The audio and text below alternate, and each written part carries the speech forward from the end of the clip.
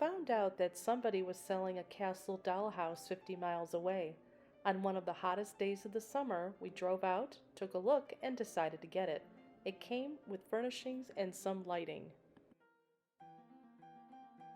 This is a one-of-a-kind build that probably was done in the late 80s or early 90s. Even though we were already working on a project that you can see in the background, we really wanted to start this one. The seller sent photos of the castle before we drove out. The area by the narrow window had a prayer bench and a crucifix. The area beyond the arched wall had a suit of armor and a modern-looking spiral staircase.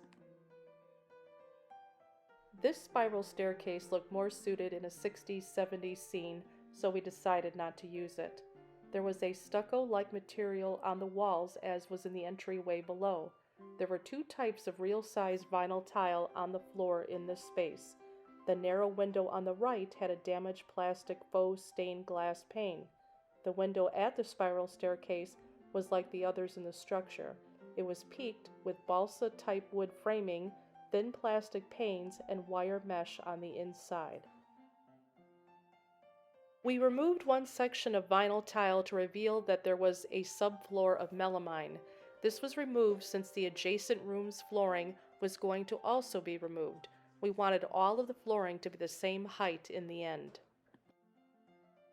As in some of the other spaces, this room had beams on the ceiling.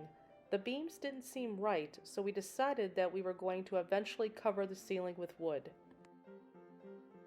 Here the back tile was removed. At this point, we were deciding if we should remove the arch wall to create more space. Since the spiral staircase leading up to the roof seemed out of place, we were also debating if we should have physical roof access or not. We did decide to remove the arch wall to make the space bigger. The subfloor was removed to reveal the particle board. The triangular line on the floor in this photo is actually a deep groove or channel that was made to run wire for electricity. My husband thought it looked like old phone wire. We enlarged the staircase opening and placed wood on the floor and the ceiling to smooth them out. Here wood was glued in place to cover the large void left in the staircase opening. This would later be stained. The process of removing the stucco was next. A lot of scraping and sanding had to be done to smooth out the walls. At this point, the large window's peak was squared off. The narrow window's arch was eventually squared off by inserting a piece of foam board at the top. The room was given a coat of primer. It was also wired for electricity. The chandelier's position isn't exactly in the center of the room. We wanted it to be over the staircase opening, but didn't want it to appear that a person would bump their head on it while walking up.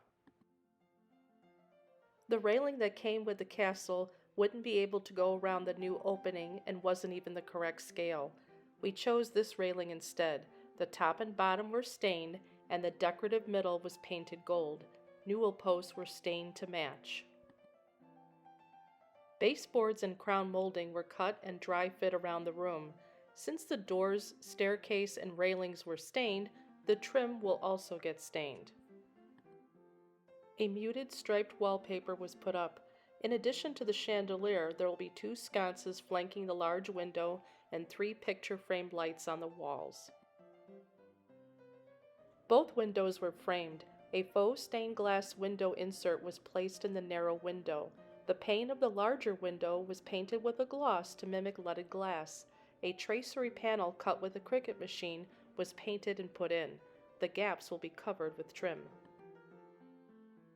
Outer trims were added as well as gingerbread trim. Previously, there was a Juliet balcony outside the larger window.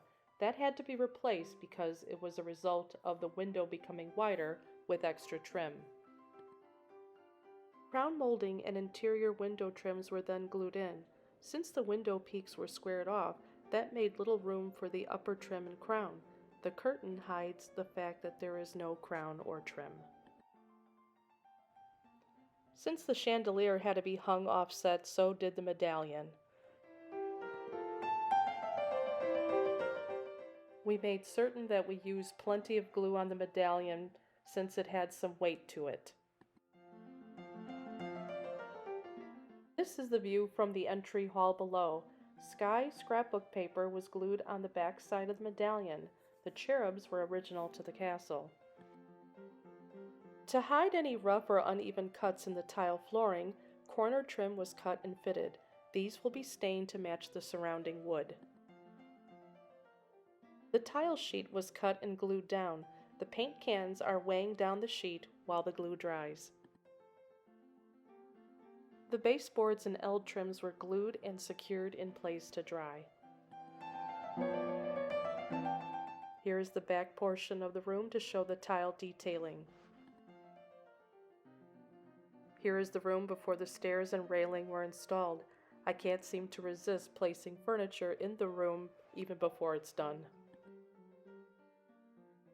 With these railings, the construction in this room is complete.